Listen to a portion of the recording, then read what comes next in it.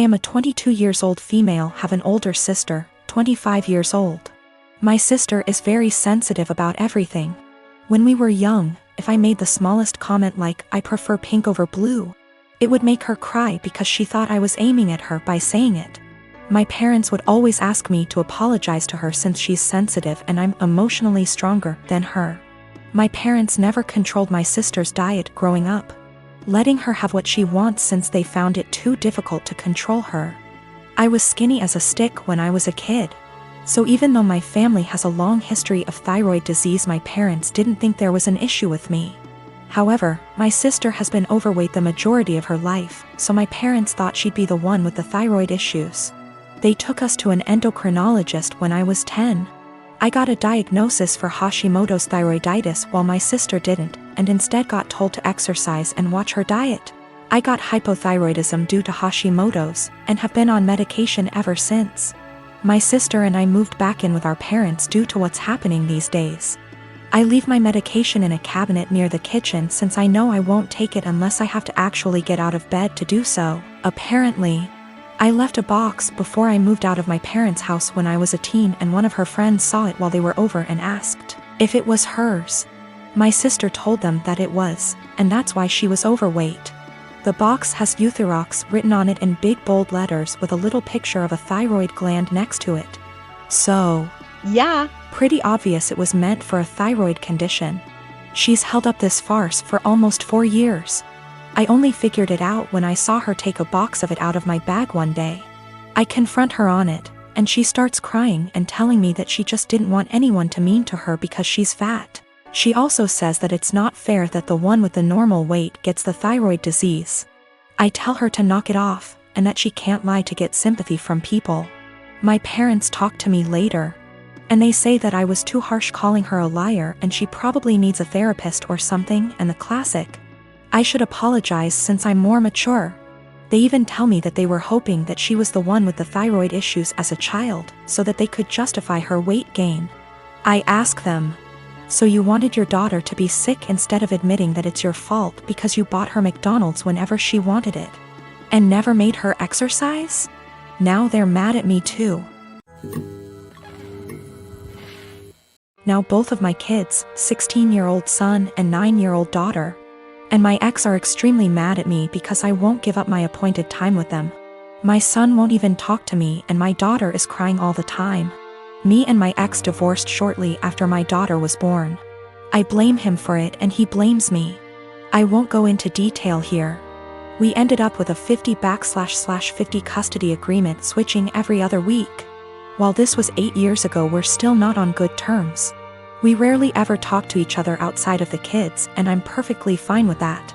One thing we have agreed on since the beginning though is that we don't plan things on days that aren't ours. And unless it's extremely important, we don't switch days or weeks. In the 8 years since we've been divorced, I have never asked him to have the kids on a day that isn't mine, and I've never given him one of my days even if he begged. Well, last week my ex contacted me and told me the good news. His parents are hosting a week-long family reunion in the summer at Disneyland and he wants to take the kids. Well, the problem is that it's on one of my weeks. He asked me to let the kids stay with him that week or to switch a week with me, and I shot him down. It's my week with them and I get to spend it with them. I told him if it's so important to him to reschedule, but he claims his parents can't do that and this is the only week that the whole family can go, and he told me that I need to think of them. I told him tough luck and hung up on him. Well, this last Sunday when my ex dropped the kids off with me, my son refused to talk to me at all and my daughter wouldn't even look at me. When I asked my ex what was wrong, he refused to talk to me, only saying ask them in a snarky tone before leaving. When I asked my daughter what was wrong, she burst into tears and said that I was not letting daddy take them to Disneyland, asking my son, who still refuses to talk to me. It turns out that my ex told them I was not letting them go to Disneyland with him. He's trying to paint me as the bad guy. I sat both of them down last night to talk to them and explain it's my week with them, but they refused to listen to me. My daughter just cried and my son told me I'm only doing this to get back at my ex. I think it's unfair for him to do this when his parents scheduled it during my time with them. I demanded an apology from my ex and him to set things straight, but he refuses, and his last text to me being, Can't tell them the truth cause they already know it. I'm so pissed right now. My husband, Jonah, passed away unexpectedly a month ago from a stroke. I don't want to get specific about that part, it's the worst pain I've ever felt in my entire life. And I'm still not sure how I'm ever going to move on. We were married for 5 years, together for 7. The past 2 years we've been trying for a baby, but we're just getting to the point of considering IVF when he died. Jonah had a close friend in high school named Marjorie. Marjorie also ended up going to the same university as he did, and they spent a lot of time together during those college years. Jonah said that he liked Marjorie's company, but never felt anything beyond friendship with her, which I totally believe. Jonah dated other women during that period, but told me that several times Marjorie hinted that she wanted him to ask her out. She also joked about wanting him to be her plan B in case she didn't meet someone and get married by 30. By the time I'd started dating Jonah, he had moved a couple hours away from his hometown, and Marjorie. Despite this, Marjorie immediately began finding excuses to come to our town and hang out, which usually involved her encouraging us to go drinking, and then her passing out on the couch at Jonah's apartment. I didn't mind her for the most part, but she had a habit of saying things like, "You know you ruined our marriage pact," and pointing out all the things that she knew about him, like what he took in his coffee, his favorite bands, etc. Over the course of our relationship, and especially after we got married, Jonah definitely put some distance into his relationship with Marjorie. He confided in me that he felt he had outgrown her and that they really had little in common anymore. He stopped responding to her invitations to hang out as often, though he would occasionally call to catch up out of guilt. Especially when she would text him or leave messages saying she was so sad he was ignoring her, and the like. But now he's gone. I had him cremated, like he wanted. We haven't done the memorial service yet, it was too hard for me to even imagine the first couple of weeks. And I also wanted to give time for some out-of-state people to make travel plans. The memorial is this weekend. However, 2 weeks ago, I received an email from Marjorie sent to around 60 people, including Jonah's family, saying that she was holding a memorial service for Jonah in the town where they grew up, the day before his memorial here. I was completely blown away, seeing as she hadn't mentioned anything to me or even attempted to call. Along with the details, the email said that she was planning the memorial in light of the fact that no other service had yet been held in his memory, and he deserved to be laid to rest with honor. For the record, she was invited to the memorial which I've been planning, and knew it was happening. I called her, of course, and told her that while I appreciated her willingness to help with Jonah's goodbye, I was already planning a service for him that would involve all of his family and friends. She immediately went on the defensive, and said that she had only started to plan a service when she realized I wasn't willing to do it in a timely manner. I told her that the timing wasn't her choice to make, but that if she wanted to have a memorial of some kind, to please just add on the invitation that his official memorial was going to be held this weekend. She said fine.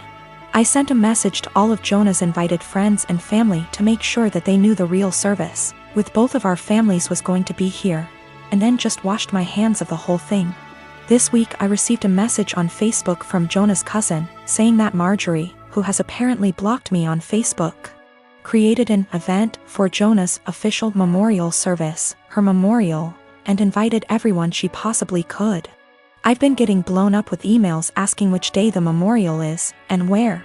I'm honestly furious. I don't have the emotional energy to deal with this. I ended up putting a post up on my wall, reiterating the date of his service here, and asking people to please share it. Thankfully, I think the older members of the family don't use Facebook or email very often, so most of them haven't been confused, but a lot of people now think that Marjorie's service is the real one. I called Marjorie again, asking her to add an addendum to her event saying that his actual memorial was going to be here. She told me that Jonah would have wanted it this way, and that if I couldn't appreciate her efforts, I wasn't invited to say goodbye to Jonah. I told her that was fine, seeing as I'd already said goodbye to Jonah when I held him as he died. She hung up.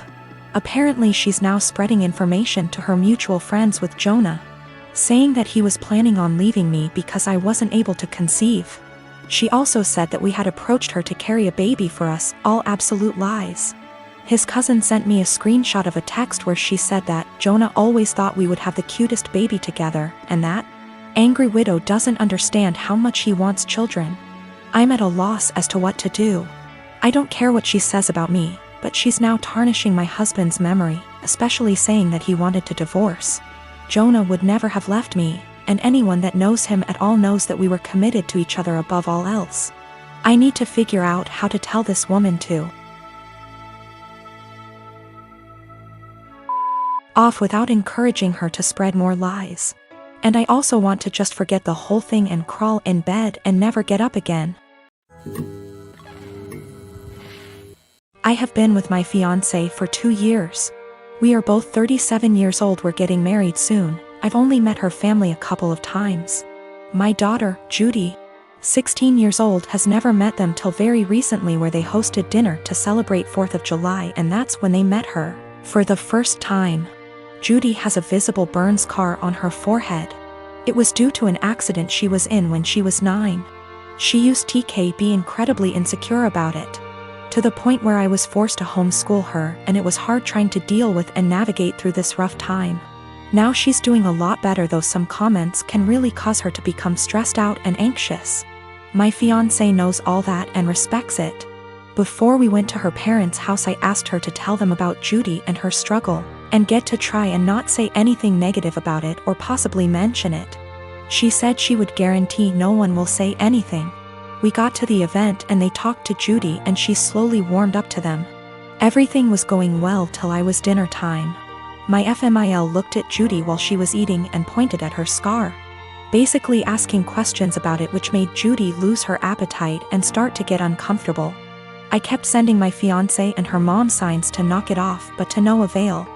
Finally, FMIL then brought up the wedding and asked my fiancé if it'd be possible to Photoshop the scar out of any wedding photos that will have Judy in them, just in case they distract viewers. I was dumbfounded. Fiancé said nothing, just stared casually while nodding. I looked at Judy and it was clear this got to her.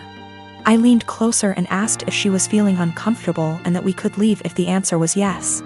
She took her time, then nodded and said, "Yes, I'm feeling uncomfortable right now."